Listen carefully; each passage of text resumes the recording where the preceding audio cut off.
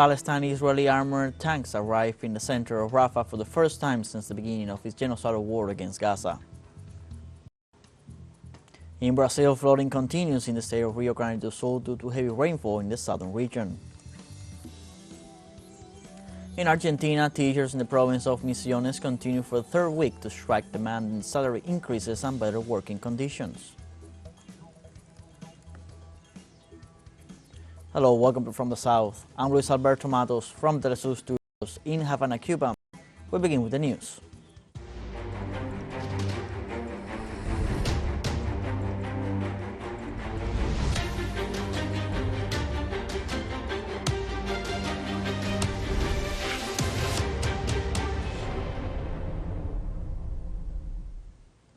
Palestine-Israeli army tanks arrived to the center of Rafah for the first time since the beginning of the Zionist regime's war against the Gaza Strip. The Israeli army continues its onslaught against the city of Rafah despite the order issued by the International Court of Justice that urged it to stop the offensive. According to the Gaza Civil Defense, the occupation forces continued their bombardment and artillery attacks on the region. The Gaza Health Ministry warned that in the last 24 hours, at least 46 people have been killed by the genocidal occupation, with authorities detailing that the total number of dead since October 7, 2023 in Gaza increased to more than 36,000 people.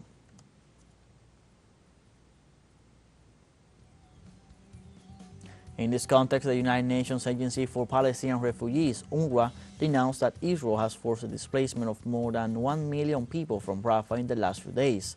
From the social platform X, the agency pointed out that in the last 3 weeks, around 1 million people have fled Rafah.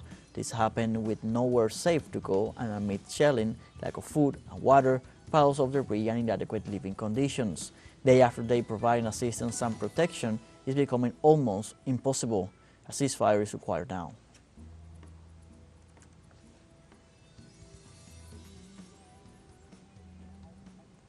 Middle Eastern countries demanded that the Israeli government ceases its aggression against the Gaza Strip and its constant bombardment of the city of Rafah. The Arab League spoke out against the Israeli army's attacks on civilian targets and a UN refugee camp that killed at least 35 people. The League members will file these actions as evidence of genocide in Gaza and stress that Israel violated international laws, customs and resolutions.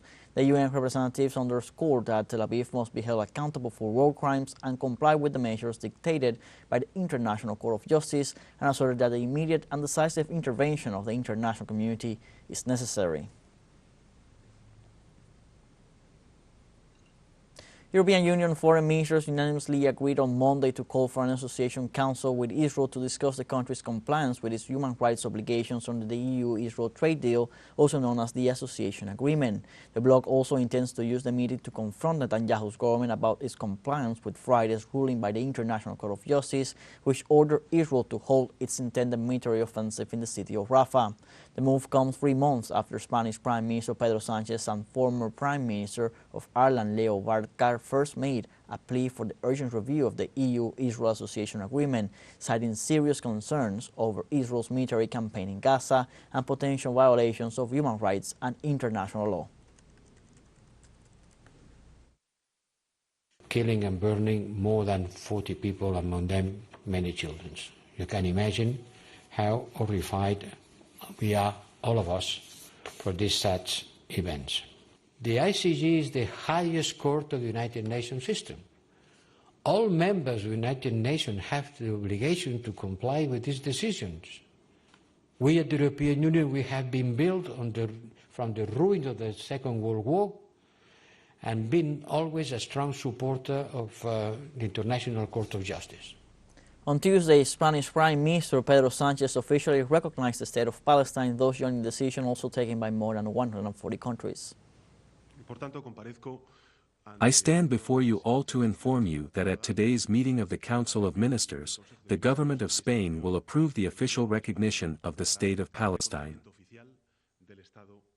Spain thus joins the more than 140 countries in the world that already recognize Palestine as a state.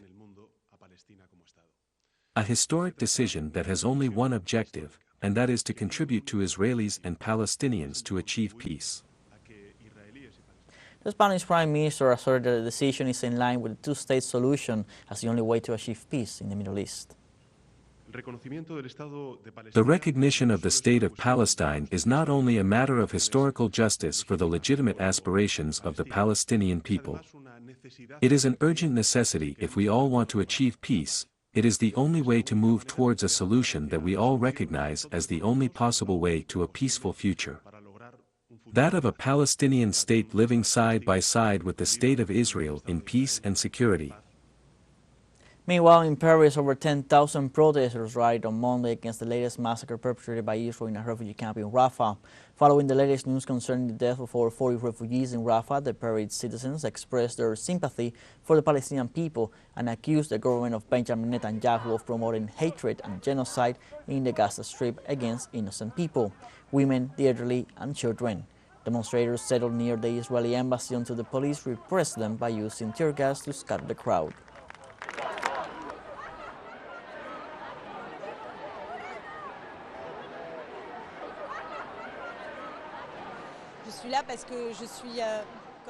I am here because, like many French people, I am very shocked by what happened yesterday in Rafah. It's a provocation on the part of the Israeli government, because a few days after the decision of the International Court of Justice enjoining Benjamin Netanyahu and Israel to cease their aggression against the Palestinians in Gaza, bombs fell on the heads of civilians, a stone's throw from the headquarters of the United Nations. So this is a very strong provocation. In China, during a press conference held on Tuesday by a spokesperson from the country's foreign ministry, the nation expressed its grave concern following the Israeli attack that killed dozens of people in a displaced persons camp in Rafah. China's position on the Palestinian-Israeli conflict is consistent and clear.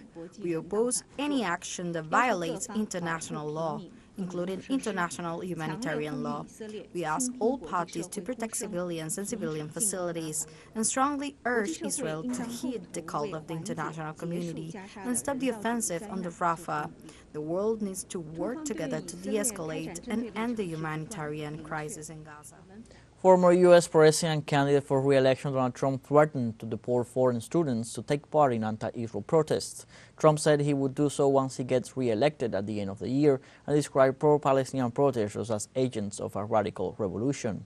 Since October last year, demonstrations by university students have been demanding an end to U.S. military, financial, and diplomatic support for Israel, which threatens the lives of thousands of Palestinians in Gaza and the occupied West Bank on a daily basis.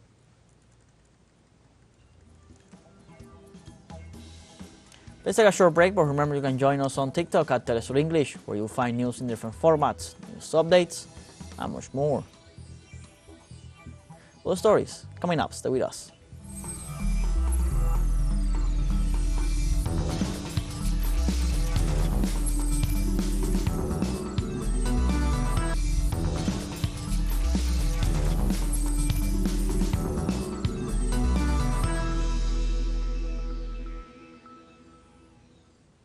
Welcome back. In Brazil, the Landless movement held the traditional agrarian reform fair, a proposal that exalts the country's diversity in response to the monoculture of agribusiness. The fair was held in Campinas, a municipality in São Paulo, and featured gastronomy, music, books, seedlings, seminars, and the commercialization of more than 10 tons of food from different regions of the country. The movement also invited participants to an event of dialogue between the countryside and the city, where one of the main themes will be the production of the healthy food in the movement's camps and settlements. The event aims to broaden the discussions with society and the issue of agrarian reform in the most populous state of the country.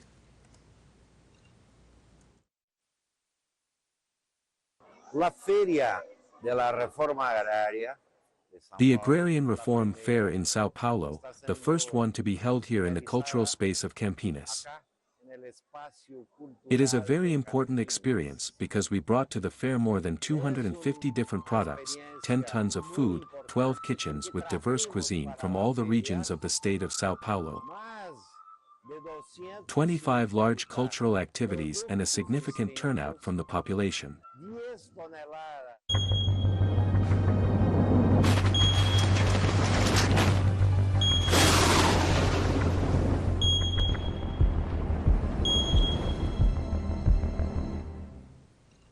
In Brazil, flooding continues in the state of Rio Grande do Sul due to heavy rainfall in the southern region.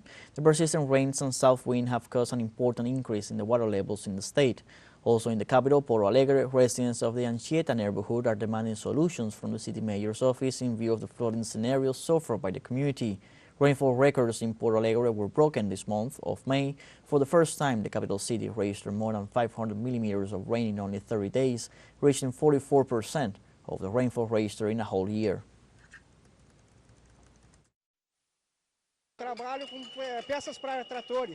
We are here in the Anchieta neighborhood, forgotten.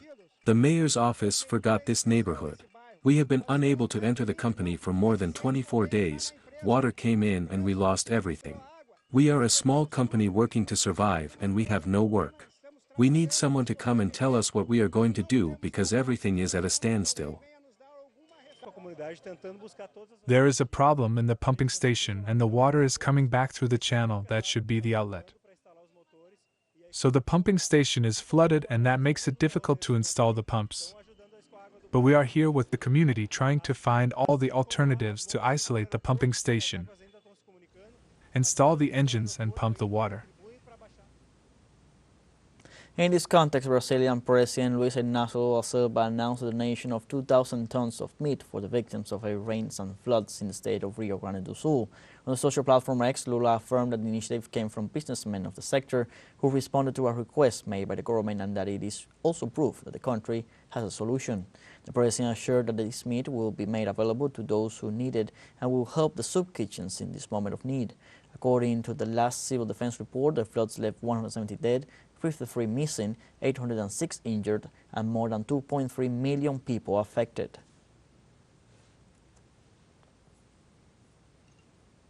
Meanwhile, Brazilian health authorities reported at least 900 suspected cases of leptospirosis and 5 deaths from the disease in Rio Grande do Sul. According to briefings from the state's health department, there have been 1,588 reports to date, with 124 confirmed cases and 9 deaths still being investigated. Officials pointed out that this infectious disease is transmitted through contact with water contaminated with animal urine, representing a serious health risk in the areas affected by the floods. Authorities recommend visiting health centers in case of symptoms such as fever, headache, muscle pain, lack of appetite, or nausea.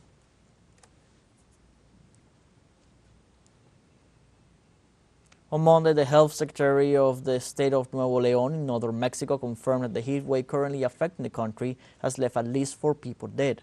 The phenomenon that has brought temperatures above 40 degrees Celsius to the nation has caused the passing of 4 men between the ages of 25 and 44. At the same time, authorities reported that 115 people were treated for heat stroke, 5 for burns, and 42 for dehydration. This third heat wave, which began on May 20th, comes just days after the second, which occurred from May 3rd to the 13th, and left at least 34 dead, in addition to 10 cities with record temperatures, among them the Mexican capital.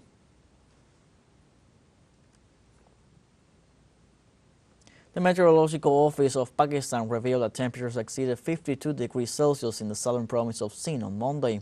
According to the institute, the temperature record was registered in Mohenjo-daro city. It was the highest of the current summer and close to the country's all-time high of 54 degrees Celsius. The heat wave is expected to continue for at least a few more days, as doctors treat heat stroke victims in hospitals across Pakistan and call on people to stay indoors. Authorities say the current heat wave is being experienced due to climate change, which has also led to severe floods in recent months.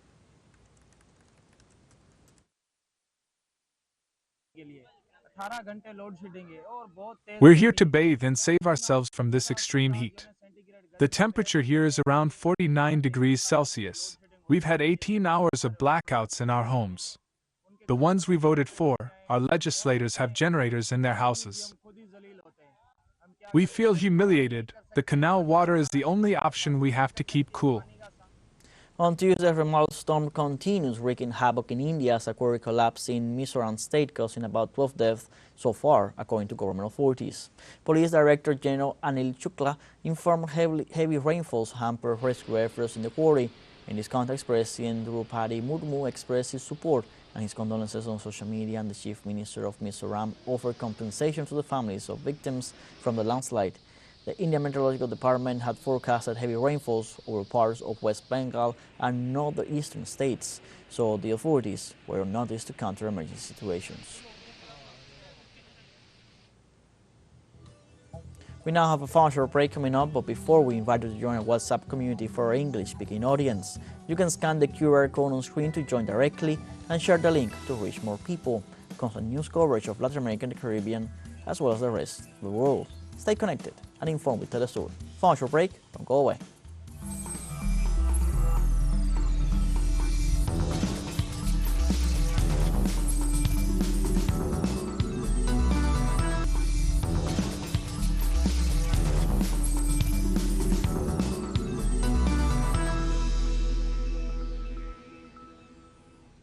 Welcome back. In Argentina, teachers in the province of Misiones continue for the third week with roadblocks, demonstrations and assemblies to demand a salary increase. The Front of Education Workers in struggle denounced that educators have low salaries, which do not allow them to face the high inflation in the country and the complex socio-economic situation. The mobilized workers called for a halt to the starvation policy promoted by the government of Javier Milei and assured that there are enough resources to improve the quality of life of Argentine teachers. The educators detailed that there is a possibility of getting a dialogue table with the government for the 1st of June, reason why they will remain in the streets in order to maintain the pressure against the institutions and to get a negotiation.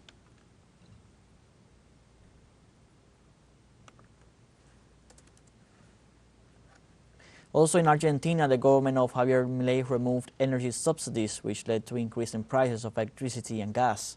The government decreed a gradual phase-out of state aid for energy from June 1st to November 30th, a period that could be short once if Milei deems it necessary. Furthermore, authorities are expected to discuss on Tuesday whether to approve a rise in energy costs for large businesses and industries as well as high-income households. According to the administration, the measure is aimed primarily at shifting the cost of generating, producing and importing electricity and natural gas to low and middle-income citizens, who account for 70% of users. In Venezuela, President Nicolás Maduro assured that he will convene the largest dialogue for peace after the elections of July 28th. During his program Con Maduro Más, the president expressed that after the elections, he will summon all sectors of national life and all political forces that want to make democracy and respect the Constitution to guarantee the peace of the country. The head of state also assured that there is a whole country that is much bigger than the far right wing and it is will to destabilize the country. Furthermore, he assured that after the elections, this sector will have to submit to the dictates of the Constitution and to the decision that the people will make on July 28th, respecting and working for the peace of the country.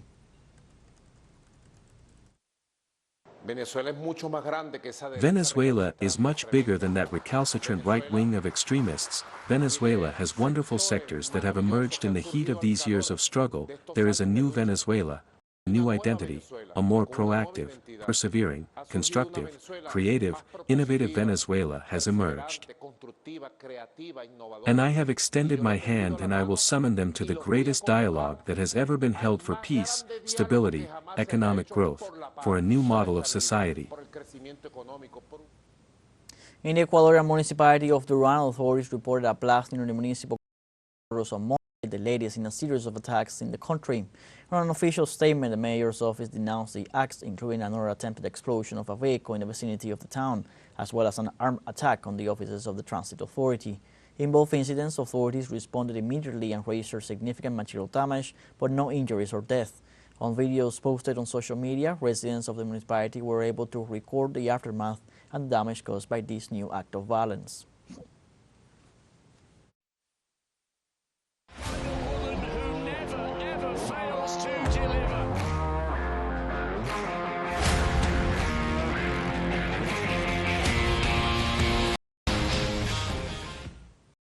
Four Latin American female boxers triumphed in their matches at the pre-Olympic Boxing Championships in Bangkok and continued their quest for a place in Paris 2024.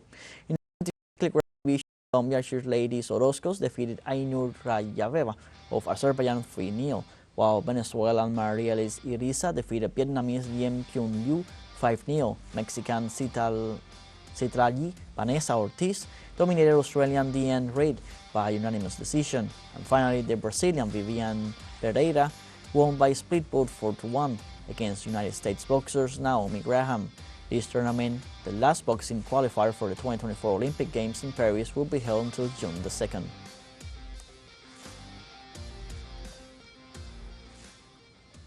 And moving on to the NBA, where the Boston Celtics were crowned kings of the Eastern Conference after beating the Indiana Pacers in Game 4 by a score of 105 to 102. Boston Celtics, who were arguably the strongest team of the regular season, swept Indiana Pacers in the Eastern Conference Finals, this after winning all 4 games of the key. The Celtics will play in the NBA Finals for the 23rd time and have the chance to break the tie they have with the Los Angeles Lakers for the franchise with 17 rings and the most wins in the history of the NBA.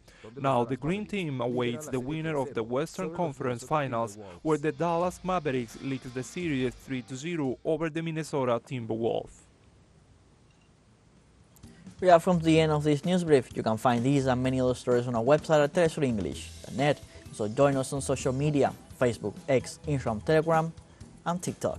For TeleSUR English, I'm Luis Alberto Matos. Thanks for watching.